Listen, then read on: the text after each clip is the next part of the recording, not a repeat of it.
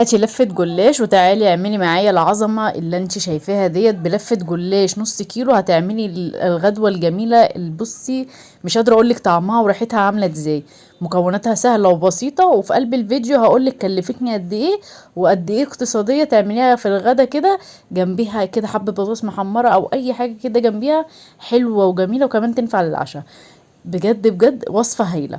اول حاجة هجيب فلفل الوان، وهجيب زيتون مخلي، وهجيب جبنة تركي، وجبنة مبشورة، وجبنة موتزاريلا مبشورة. جايبة من كل حاجة ب20 جنيه، وجايبة ب10 جنيه زيتون مخلي، وما كلفتنيش حاجة. والفلفل الالوان ده عمل في حدود 8 جنيه.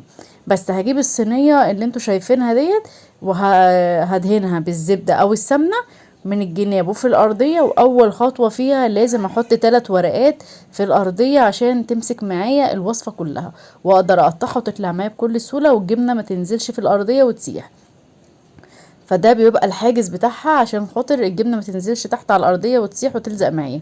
هجيب اول حاجه ورقه كده، وهدهنها بزبده او سمنه. المتوفر عندك ادهني بيه.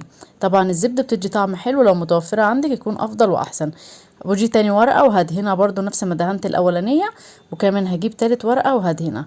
وكده هكون انا خلصت كده ايه، الطبقه الاولانيه اللي انا عايزه اعملها في الصاج.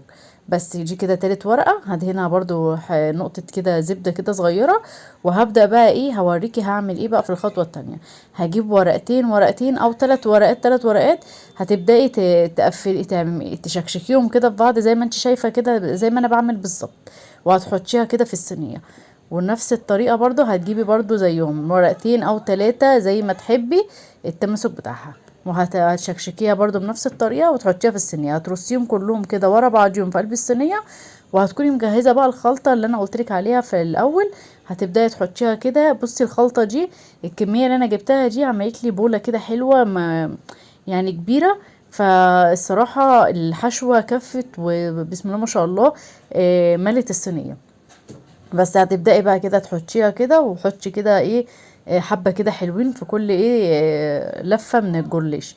انت بتفتحي كده الجلاش من بعضه حاجات بسيطة وتحطي. بس هجيب بقى الزبدة هسقسقها كده من فوق الوش عشان ورقة الجلاش زي ما انت شايفة بالظبط. بس وهكون مجهزة بقى معايا كوباية لبن، عشان دي اللي هسقيها كده على الجلاش. ودي اللي هتدخل بيها الفرن. مش هحتاج بقى ولا البيض ولا لأي حاجة. بس احط الكوبايه كلها واكون مجهزه الفرن مسخناها وادخلها الفرن. هتاخد معايا تلت ساعه بالظبط وتطلع من الفرن بالشكل والجمال اللي انت شايفاه ده. بجد حلوه اقتصاديه وسهله وبسيطه، وما خدتش معايا ولا وقت ولا مجهود، وكمان ما كلفتنيش كتير. حلوه بجد طعمها تحفه. هتعجب كمان ولادك قوي في البيت. ممكن تعملها لهم في العشاء، وممكن تعملها لهم في الغدا. وممكن كمان لو طالعه رحلات ممكن تعمليها تاخديها معاكي كده في الرحله.